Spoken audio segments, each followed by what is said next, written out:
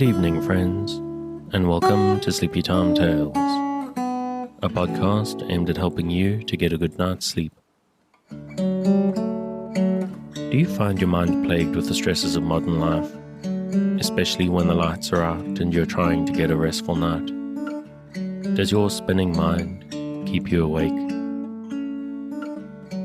Follow my voice down the path towards a good night's rest. Listen to me tell a story that will keep your mind from wandering to your daytime problems, the ones you can't solve right now and will be easier to solve well rested. Listen to my voice and allow yourself to drift, following the twists and turns of the story, but slowly letting go and drifting into sleep. Before we get on with the show, I'd like to take a minute to thank everyone who's been listening to it since it started back in 2019. The people who have listened, shared, and supported the show in many wonderful and kind ways. This podcast is still around, thanks to you. So if you would like to support Sleepy Time Tales, to help me keep it ad-free and going out to thousands of insomniacs just like you, please consider supporting it on Patreon at patreon.com/sleepytimetales. This is a monthly support that not only helps me to keep the lights on, but can also get you some fun bonuses based on how much you contribute. And there are goal-based bonuses that go out to all listeners when we reach those goals. If monthly seems a big ask, then you can make once-off tips through buymeacoffee.com/sleepytimetales or the tip jar on the website. There's also some merchandise available in the Redbubble store in which you can reach through the show notes or via the website, sleepytimetales.net. In fact, everything that I mentioned with the link is in the show notes and on the website as well. But another huge way to help the show is simply to spread the word. A lot of people out there are really struggling to sleep, so if you know someone cranky and listless thanks to their struggles, just tell them about Sleepy Time Tales. And if you tell people on social media, make sure to tag me in. That's at Sleepy Time Tales on Instagram or Twitter, so I can see and I can thank you. Shout out to the music, which is Sweet Night and Friends by Kumiko.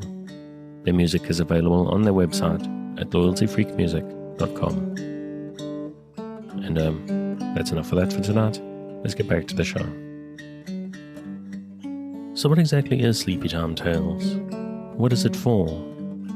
What is this strange thing, this strange idea, this podcast that you're supposed to fall asleep to? But lack of sleep is a health crisis in the 21st century, and this is a podcast intended to help those that it can to get a restful night. Do you find yourself lying awake at night, mind spinning and emotions in turmoil with anxieties of 21st century life? Do you wake up in the middle of the night, finding yourself not quite able to doze back off at 3 a.m.? I'm here to help. My name is Dave, and I'm your narrator, here to help you into a restful night. Sleepy Time Tales is intended to be used as a distraction to what keeps you awake at night. Or maybe you can use it as background noise or even company. That's why I make these episodes quite long, so that I'm here for you without any pressure of the end coming. As far as I know, there are a couple of different ways to engage with the show. The primary idea behind Sleepy Time Tales is that it gives you something to focus on, a story or an event that lets you keep your mind on a specific point, to stop it from spinning out into stress and anxiety, to help you focus just enough not to resist the embrace of a night's sleep. But maybe your needs are a little bit different. Maybe you just need some kind of background noise. In this day and age, sometimes people just need white noise, or the sound of the ocean, or the wind in the trees, or maybe some boring dude droning on, telling you a story. But whether you're actively listening or just leaving it running in the background, the important thing as you listen is you don't force sleep. Just keep a light mental grip on the thread of the story and allow the need for sleep to come for you. I'm hoping that you're asleep before I get to the end of the episode, but don't feel pressurized. This may not work on the first night. In fact, it probably won't. I recommend giving it a good 2, preferably 3 nights try, just to see if you can get over the strangeness of the idea, to get used to listening to my voice. Maybe my accent is strange, or maybe one episode, at first at least, isn't just long enough. Or maybe your problem isn't so much going to sleep. Maybe you find yourself waking up in the middle of the night, half asleep and staring at the ceiling while things start to nag at you. What I recommend is that you download a few episodes of the show, playlist them, and then let it run through the course of the night. That way, it's still running when you wake up at 3 a.m. You can just pop your earbuds in and carry on and allow yourself to go straight back to sleep again. Or maybe you even wake up before your alarm, 60 minutes or even 30 minutes. You can do the exact same thing then. And you may wonder what the point is. What good is 30 minutes of sleep going to actually do for you? But I've had people actually thank me for suggesting that they do this. Because there's something different, something extra relaxing about allowing yourself complete relaxation right before the alarm. It's satisfying on a whole new, deep level. But it's so important as you listen that you try to relax. If you're new to the show and prone to late nights lying staring at the ceiling, this will probably seem strange to you. So give it a chance. Because I'm here to work with you, to create a safe space, a cocoon in which you can curl up and allow nature to take its course. So if you're still with me, thank you for staying. If you're already asleep, we'll chat again soon. And of course, you aren't hearing me, except maybe in a dream. The Book of Hallowe'en by Ruth Edna Kelley. To my mother and the memory of my father, who inspired and encouraged me in the writing of this book. Preface. This book is intended to give the reader an account of the origin and history of Hallowe'en, how it absorbed some customs belonging to other days in the year, such as May Day, Midsummer, and Christmas. The context is illustrated by selections from ancient and modern poetry and prose, related to Halloween ideas. Those who wish suggestions for readings, recitations, plays, and parties will find the lists in the appendix useful, in addition to the books on entertainments and games to be found in any public library. Special acknowledgement is made to Messrs. E.P. Dutton and Company for permission to use the poem entitled Hallowe'en from The Spies of Oxford and Other Poems by W.M. Letts, to Messrs. Longmans, Green and Company for the poem Pomona by William Morris, and to the editors of The Independent for the use of 5 poems. Ruth Edna Kelley, Lynn, 1919. Chapter 1. Sun Worship. The Sources of Hallowe'en. If we could ask one of the old world pagans whom he revered as his greatest gods, he would be sure to name among them the sun god, calling him Apollo if he were a Greek. If an Egyptian, Horus or Osiris. If of Norway, Sol. If of Peru, Bokicha. As the sun is the center of the physical universe, so all primitive peoples made it to the hub about which their religion revolved, nearly always believing it a living person to whom they could say prayers and offer sacrifices, who directed their lives and destinies, and who could even snatch men from earthly existence to dwell for a time with him, as it draws the water from lakes and seas. In believing this, they followed an instinct of all early peoples, a desire to make persons of the great powers of nature, such as the world of growing things, mountains and water, the sun, moon, and stars, and a wish for these gods they had made to take an interest in and be part of their daily life. The next step was making stories about them to account for what was seen. So arose myths and legends.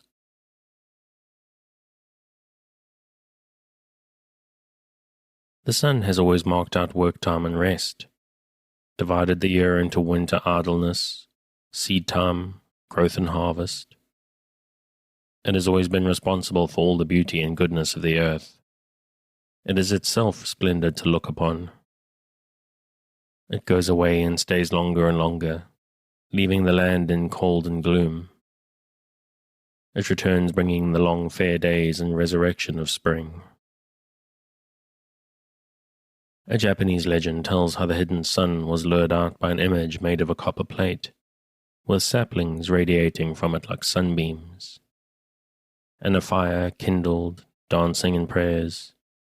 And round the earth in North America the Cherokees believed they brought the sun back upon its northward path, by the same means of rousing its curiosity, so that it would come out to see its counterpart and find out what was going on. All the more important church festivals are survivals of old rites to the sun. How many times the church has decanted the new wine of Christianity into the old bottles of heathendom. Yuletide, the pagan Christmas, celebrated the sun's turning north, and the old midsummer holiday is still kept in Ireland and on the continent as St. John's Day, by the lighting of bonfires and a dance about them from east to west as the sun appears to move. The pagan Hallowe'en at the end of summer was a time of grief for the decline of the sun's glory, as well as a harvest festival of thanksgiving to him for having ripened the earth and grain, as we formerly had husking bees when the ears had been garnered, and now keep our own thanksgiving by eating of our winter store in praise of God who gives us increase. Pomona, the Roman goddess of fruit, lends us the harvest element of Hallowe'en. The Celtic day of summer's end was a time when spirits, mostly evil, were abroad. The gods whom Christ dethroned joined the ill-omened throng. The church festivals of All Saints and All Souls coming at the same time of year, the 1st of November, contributed the idea of the return of the dead. And the Teutonic May Eve assemblages of witches brought its hags and their attendant beasts to help celebrate the night of October 31st. Chapter 2. The Celts, Their Religion and Festivals. The first reference to Great Britain in European annals of which we know was the statement in the 5th century BC of the Greek historian Herodotus, that Phoenician sailors went to the British Isles for tin. He called them the Tin Islands. The people with whom these sailors traded must have been Celts, for they were the first inhabitants of Britain who worked in metal instead of stone. The Druids were priests of the Celts centuries before Christ came. There's a tradition in Ireland that they first arrived here in 270 BC, 700 years before St. Patrick. The account of them written by Julius Caesar half a century before Christ speaks mainly of the Celts of Gaul, dividing them into two ruling classes who kept the people almost in a state of slavery: the knights who waged war, and the druids who had charge of worship and sacrifices, and were in addition physicians, historians, teachers, scientists, and judges. Caesar says that this cult originated in Britain and was transferred to Gaul. Gaul and Britain had one religion and one language, and might even have one king. So what Caesar wrote of Gallic Druids must have been true of British. The Celts worshipped spirits of forest and stream, and feared the powers of evil, as did the Greeks and all the other early races. Very much of their primitive belief had been kept, so that to Scotch, Irish, and Welsh, peasantry, brooks, hales, dales, and rocks abound in tiny supernatural beings, who may work them good or evil. lead them astray by flickering lights, or charm them into 7 years' servitude, unless they are bribed to show favor. The name Druid is derived from the Celtic word druid, meaning sage, connected with the Greek word for oak, drus. The rapid oak tree, before him heaven and earth quake, stout doorkeeper against the foe, in every land his name is mine. Taliesin, Battle of the Trees. For the oak was held sacred by them as a symbol of the omnipotent God, upon whom they depended for life, like the mistletoe growing upon it. Their ceremonies were held in oak groves. Later, from their name, a word meaning magician was formed, showing that these priests had gained the reputation of being dealers in magic. The druid followed him, and suddenly, as we are told, struck him with a druidic wand, or according to one version, flung at him a tuft of grass over which he had pronounced a druidical incantation. O'Curry, Ancient Irish.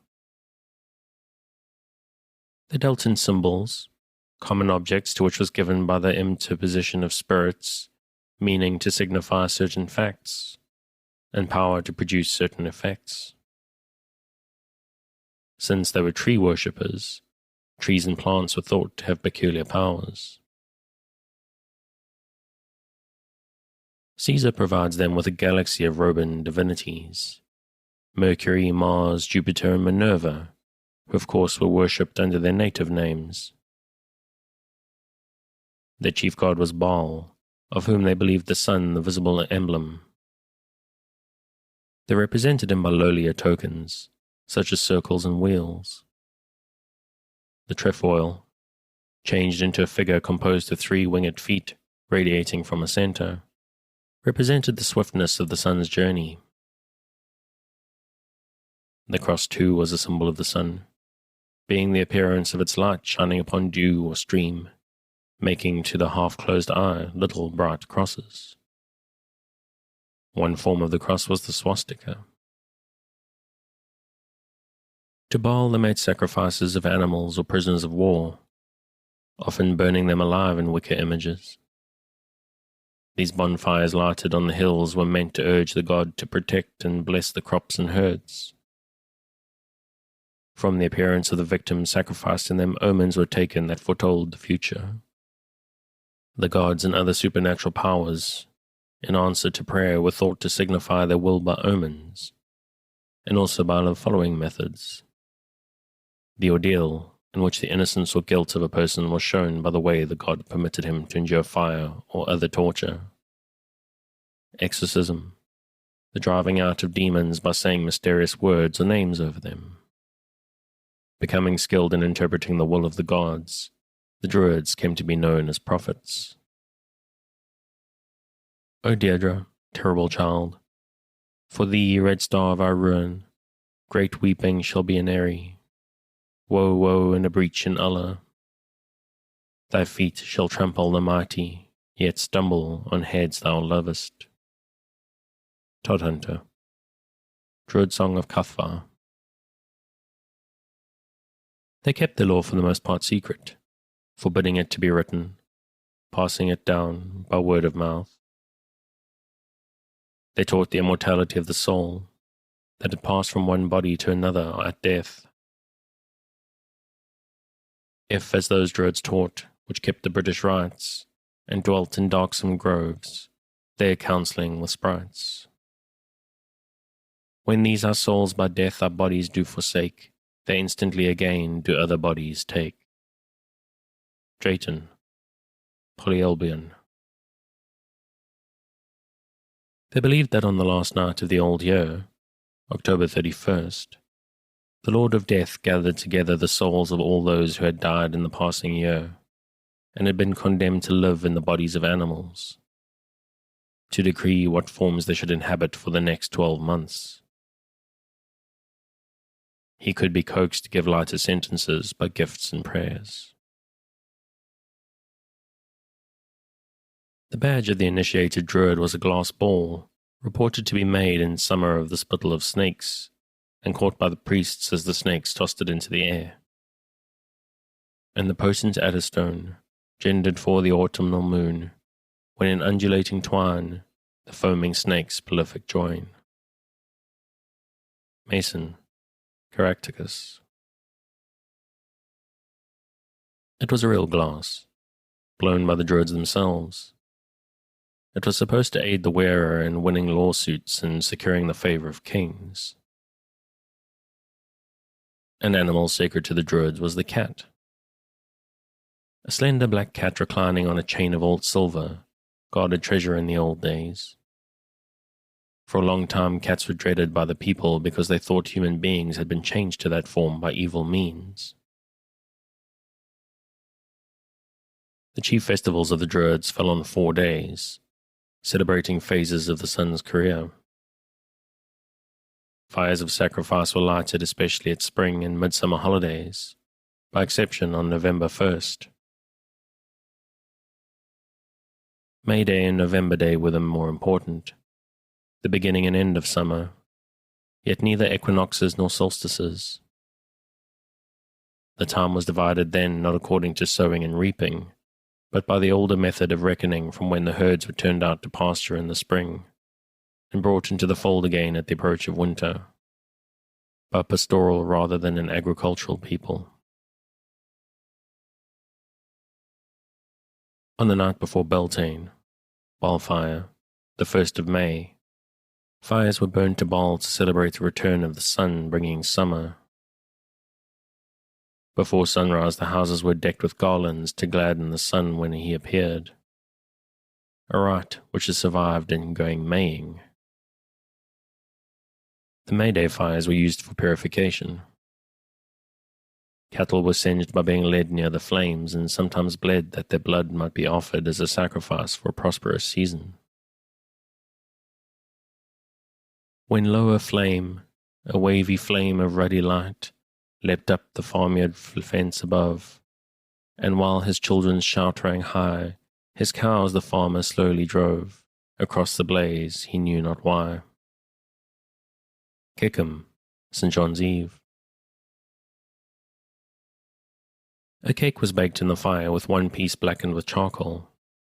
Whoever got the black piece was thereby marked for sacrifice to Baal, so that as the ship proceeded in safety after Jonah was cast overboard, the affairs of the group about the May Eve fire might prosper when it was purged of the one whom Baal designated by lot. Later only the symbol of offering was used, the victim being forced to leap thrice over the flames. In history it was the day of the coming of good. Partholon, the discoverer and promoter of Ireland, came thither from the other world to stay 300 years. The gods themselves, the deliverers of Ireland, first arrived there through the air on May Day. June 21st, the day of the summer solstice, the height of the sun's power, was marked by midnight fires of joy and by dances. These were believed to strengthen the sun's heat. A blazing wheel to represent the sun was rolled downhill. A happy thought. Give me this cartwheel. I'll have it tied with ropes and smeared with pitch, and when it's lighted I will roll it down the steepest hillside. Hauptmann, Sunken Bell. Translated by Lewison.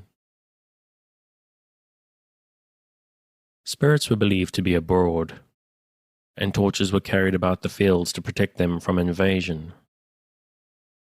Charms were tried on that night, with seeds of fern and hemp, and dreams were believed to be prophetic.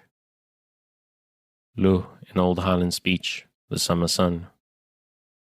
The hour may hither drift, when at last amid the o'er-wearied she, weary of long delight and deathless joys, one you shall love may fade before your eyes may fade and be as mist, caught in the sunny hollow of Lu's hand, Lord of the day. Sharp, immortal hour. Had for the father of one of the gods, and for mother the daughter of a chief of the enemy. Hence he possessed some good and some evil tendencies, He may be the Celtic Mercury, for they were alike skilled in magic and alchemy, in deception, successful in combats with demons, the bringers of new strength and cleansing to the nation. He said farewell to power on the 1st of August, and his foster mother had died on that day. So then it was he set his feast day. The occasion was called Lugnasad, the bride of Lug, and the earth whence the harvest should spring. It was celebrated by the offering of the first fruits of harvest, and by races and athletic sports. In Meath, Ireland, this continued down into the 19th century, with dancing and horse racing the first week of August. Chapter 3. Samhain. On November 1st or Samhain, summer's end. Take my tidings, stags contend, snows descend, summer's end. A chill wind raging, the sun low keeping, swift to set, O seas high sweeping. Dull red the fern shapes the shadows, wild geese mourn o'er misty meadows. Keen cold limes each weaker wing, icy times, such I sing, take my tidings. Graves, first winter song. Then the flocks were driven in, and men first had leisure after harvest toil. Fires were built as a thanksgiving to Baal for harvest. The old fire on the altar was quenched before the night of October 31st, and the new one made, as were all sacred fires, by friction. It was called forced fire. A wheel and spindle were used. The wheel, the sun symbol, was turned from east to west, sunwise. The sparks were caught in tow, blazed upon the altar, and were passed on to light the hilltop fires. The new fire was given next morning, New Year's Day, by the priests to the people to light their hearths, where all fires had been extinguished. The blessed fire was thought to protect the air through the home it warmed. In Ireland the altar was Tlacca, on the hill of Ward in Meath, where sacrifices, especially black sheep, were burnt in the new fire. From the death struggles and look of the creatures, omens for the future year were taken. The year was over, and the sun's life of a year was done. The Celts thought that at this time the sun fell a victim for 6 months to the powers of winter darkness. In Egyptian mythology, one of the sun gods, Osiris, was slain at a banquet by his brother Situ, the god of darkness. On the anniversary of the murder, the first day of winter, no Egyptian would begin any new business for fear of bad luck, since the spirit of evil was then in power. From the idea that the sun suffered from his enemies on this day grew the association of Samhain with death. The melancholy days are come, the saddest of the year, of wailing winds and naked woods and meadows brown and sere.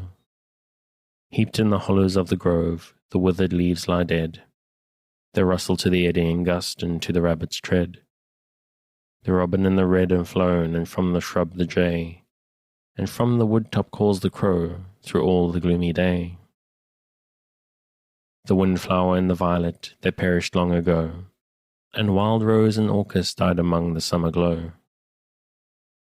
But on the hill the goldenrod, and the aster in the wood, and the yellow sunflower by the brook in autumn beauty stood. So fell the frost from cold clear heaven, as falls the plague on men, and the brightness of their smile was gone from upland, glade and glen. Bryant, Death of the Flowers. In the same state as those who are dead are those who have never lived, dwelling right in the world, but invisible to most mortals at most times. Seers could see them at any time, and if very many were abroad at once, others might get a chance to watch them too. There is a world in which we dwell, and yet a world invisible, and do not think that naught can be, save only what with eyes ye see. I tell you that at this very hour, had but your sight a spirit's power, ye would be looking eye to eye at terrific Company. Cox. Hallowe'en. These supernatural spirits ruled the dead. There were two classes, the Tuatha De Danann, the people of the goddess Danu, gods of light and life, and the spirits of darkness and evil. The Tuatha had their chief seat on the Isle of Man, in the middle of the Irish Sea, and brought under their power the islands about them. On a midsummer day they vanquished the Furbolgs and gained most of Ireland, by the Battle of Moytura. A long time afterwards, perhaps 1000 BC, the Fomo Sea Demons, after destroying nearly all their enemies by plagues, exacted from those remaining as tribute a third part of their corn, a third part of their milk, and a third part of their children. This tax was paid on Samhain. It was on the week before Samhain that the Fomo landed upon Ireland. On the eve of Samhain, the gods met them in the second battle of Moytura, and they were driven back into the ocean. As Tigunmas, a mythical king of Ireland, was sacrificing the firstlings of every issue and the scions of every clan to Crom Croich, the king idol, and lay prostrate before the image, he and 3/4 of his men mysteriously disappeared. Then came Tigunmas, the prince of Tarionda. On Hallowe'en with many hosts, a cause of grief to them was deed, dead were the men, of Bumba's host without happy strength. Around Tigunmas, the destructive man of the north, from the worship of Cromcrach there was no luck for them, for I have learnt, except 1/4 of the keen gales, not a man alive, lasting the snare, escaped without death in his mouth. Den Suckus of Maastricht. This was direct invocation, but the fire rites, which were continued so long afterwards, were really only worshipping the sun by proxy, in his nearest likeness, fire. Samhain was then a day sacred to the death of the sun, on which had been paid a sacrifice of death to evil powers. Though overcome at Moytura, evil was ascendant at Samhain. Methods of finding out the will of spirits in the future naturally worked better then. Charms and invocations had more power, for the spirits were near to help, if care was taken not to anger them, and due honours paid. Chapter 4. Pomona. Ops was the Latin goddess of plenty.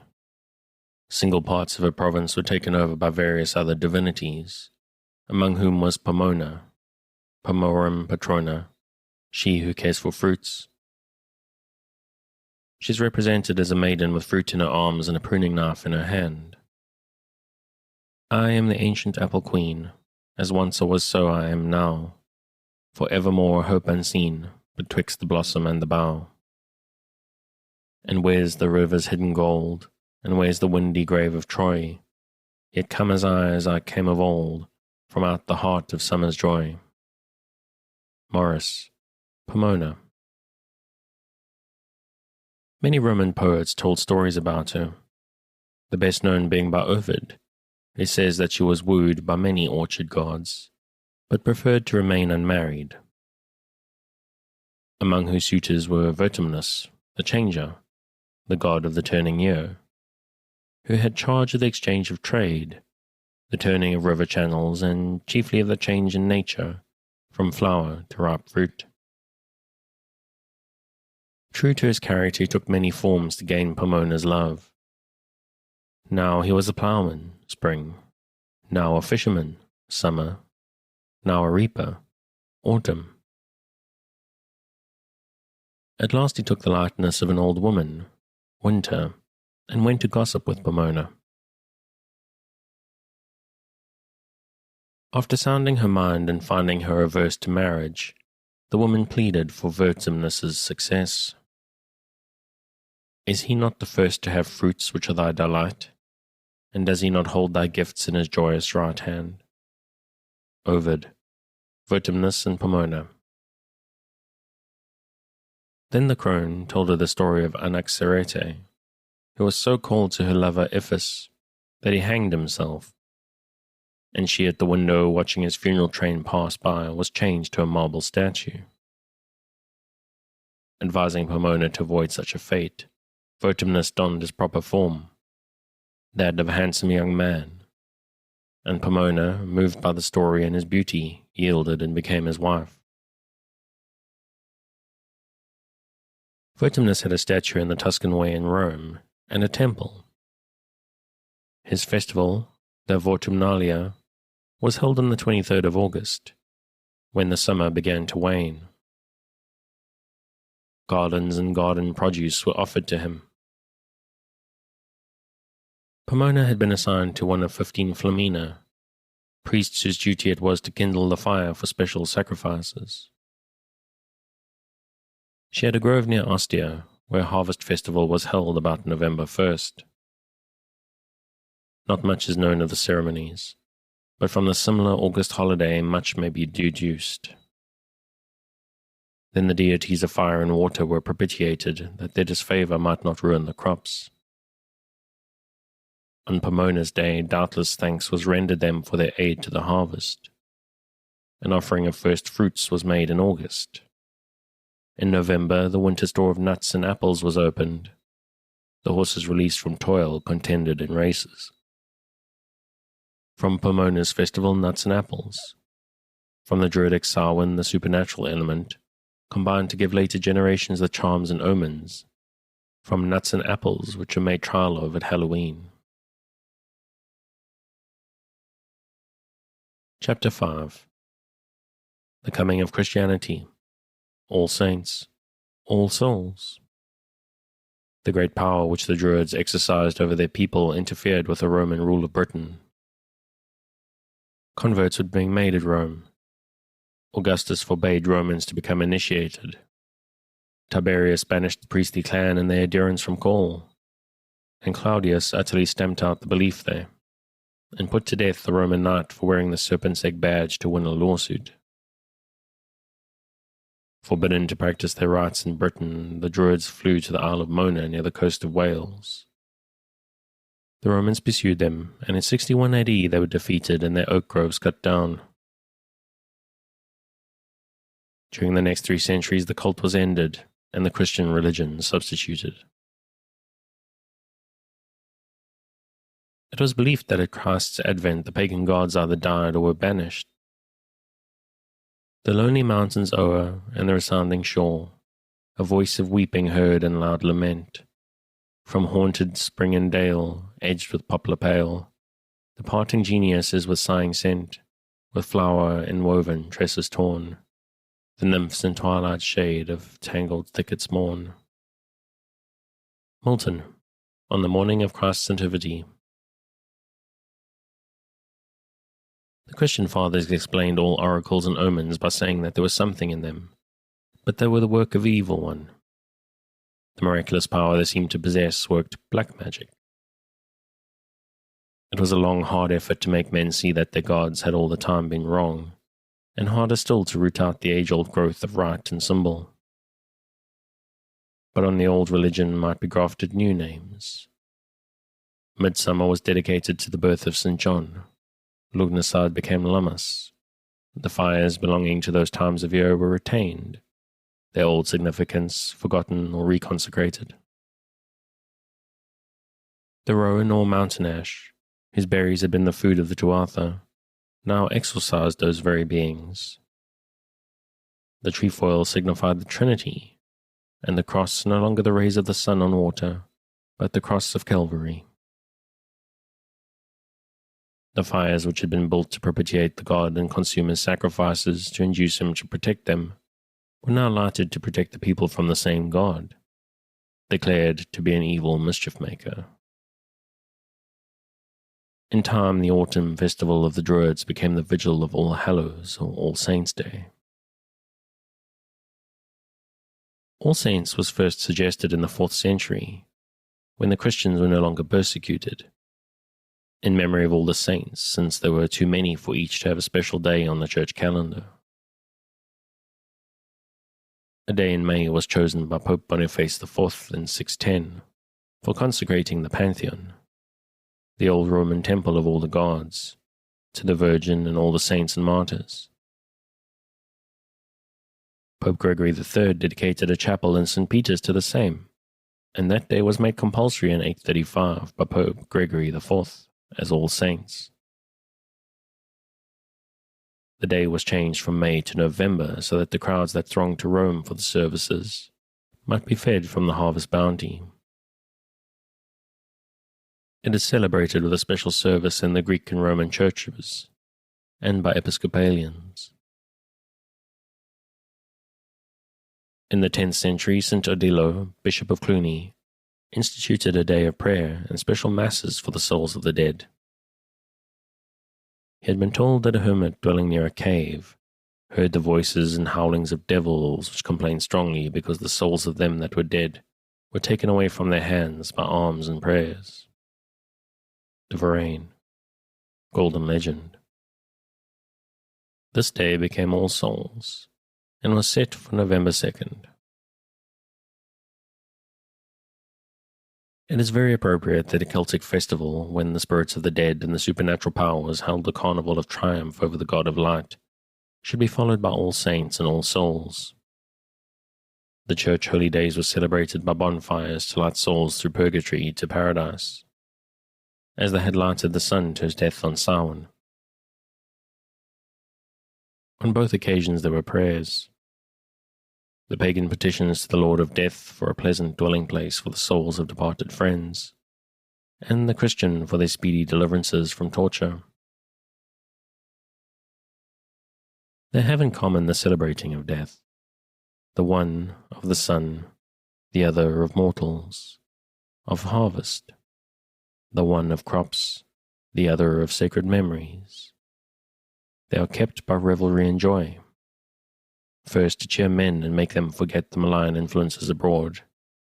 Second, because as the saints in heaven rejoice over one repentant sinner, we should rejoice over those who, after struggles and sufferings past, have entered into everlasting glory. Mother, my mother, mother country, yet were the fields in bud, and the harvest when shall it rise again up through the fire and flood? Mother, my mother, mother country, was it not all to save? Harvest of bread, harvest of men, and the bright years wave on wave. Search not, my way worn. Search neither weald nor wave. One is the heavy reaping time, to the earth that one wide grave. Marks, All Souls' Eve.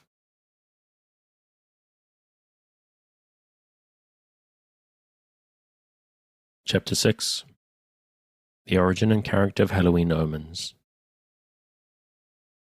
The custom of making tests to learn the future comes from the old system of augury from sacrifice. Who sees in the nuts thrown into the fire, turning in the heat, blazing and growing black, the writhing victim of an old-time sacrifice to an idol?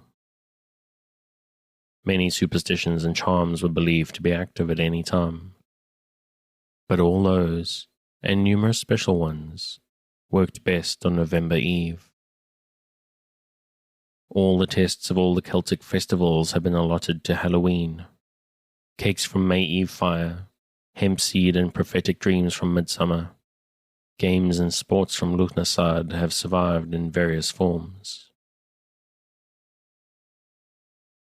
Tests are very often tried blindfold, so that the seeker may be guided by fate.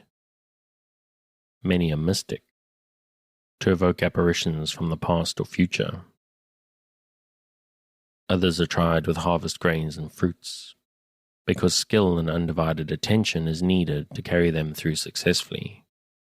Many have degenerated into mere contests of skill, have lost their meaning and become rough games. Answers are sought to questions about one's future career, chiefly to when and whom shall I marry, what will be my profession and degree of wealth, and when shall I die. Chapter 7. Halloween Beliefs and Customs in Ireland. Ireland has a literature of Halloween, or Samhain as it used to be called. Most of it was written between the 7th and 12th centuries. but the events were thought to have happened while paganism still ruled in Ireland. The evil powers that came out at Samhain lived the rest of the time in the cave of Cruacht in Connacht, the province which was given to the wicked Fomo after the Battle of Moytura.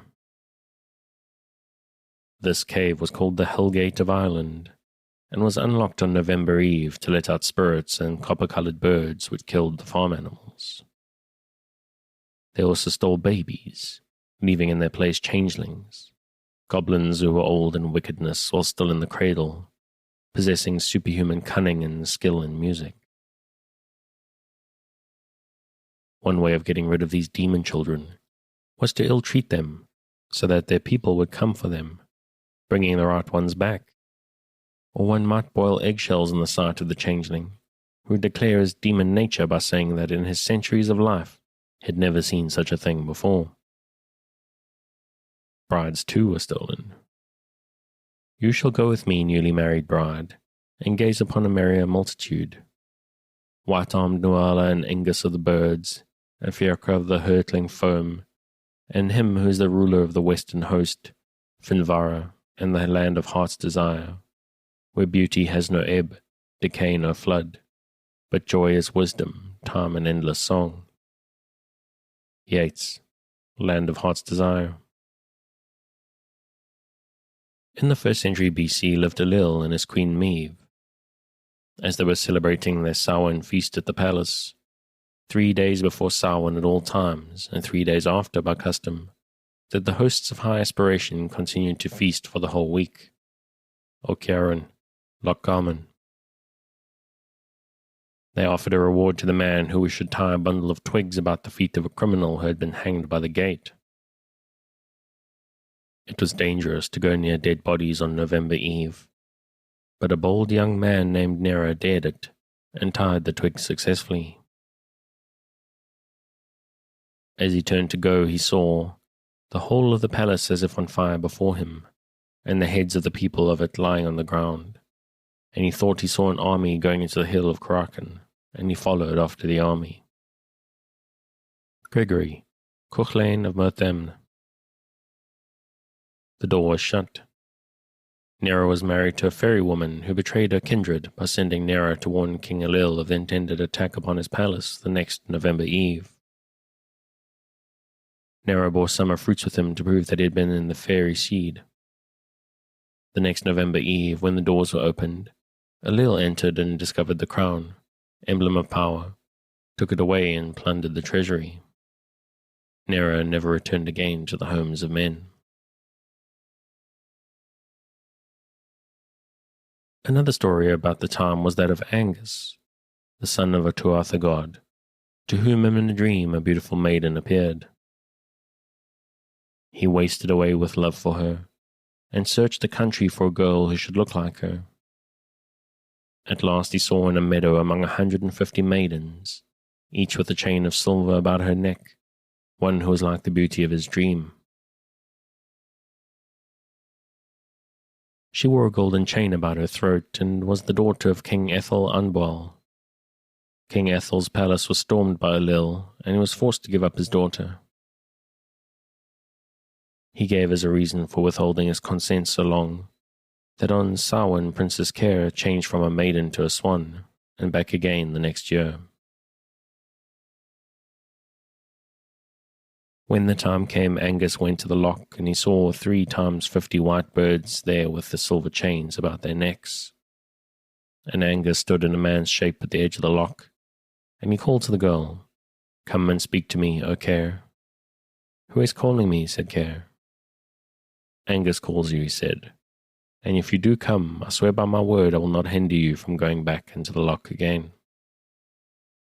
Gregory, Cuchulainn of Merthem.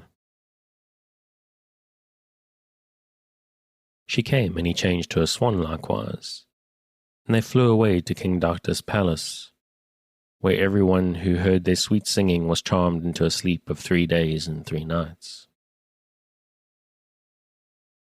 Princess Etain of the race of the Tuatha, and wife of Madeir, was born again as the daughter of Queen Maeve, the wife of Ailill.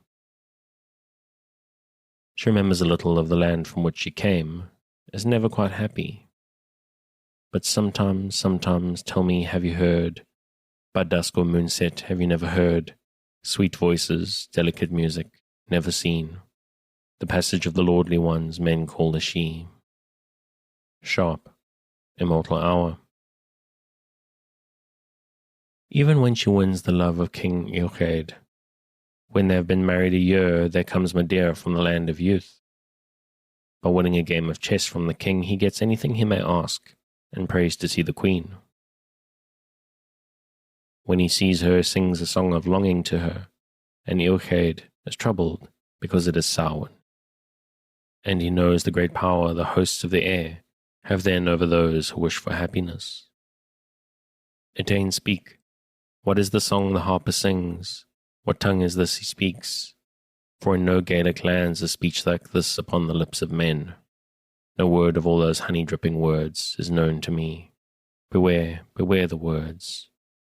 Brewed in the moonshine under ancient oaks, white with pale banners of the mistletoe, twined round them their slow and stately death. It is the feast of Samhain. Sharp, immortal hour. In vain Eochaid pleads with her to stay with him. She has already forgotten all but Madeira and the life so long in the land of the youth. In the land of youth there are pleasant places, green meadows, woods, swift grey blue waters. There is no age there, nor any sorrow, as the stars in heaven are the cattle in the valleys. Great rivers wander through flowery plains, stream of milk, of mead, streams of strong ale. There is no hunger and no thirst in the hollow land, in the land of youth. Sharp, immortal hour. She and Madeira fly away in the form of two swans linked by a chain of gold. Cuchulainn, hopelessly sick of a strange illness brought on by Fand and Liban, fairy sisters, was visited the day before Samhain by a messenger who promised to cure him if he would go to the other world. Cuchulainn could not make up his mind to go, but sent Laig, his charioteer. Such glorious reports did Laig bring back from the other world. If all Erin were mine in the kingship of Yellowbreesia, I would give it no trifling deed, to dwell for aye in the place I reached. Cuchulainn's sickbed. Translated by Maya. Then Cuchulainn went thither and championed the people there against their enemies. He stayed a month with the fairy Fand. Emer, his wife at home, was beset with jealousy and plotted against Fand, who had followed her hero home. Fand in fear returned to her deserted husband. Emma was given a druidic drink to drown her jealousy, and Cuchulainn another to forget his infatuation, and they lived happily ever after. Okay, bit of a dark one tonight, so let's end it on that upbeat note. If you would like to pick up where we left off, as always, you can find it on Project Gutenberg at the link in the show notes.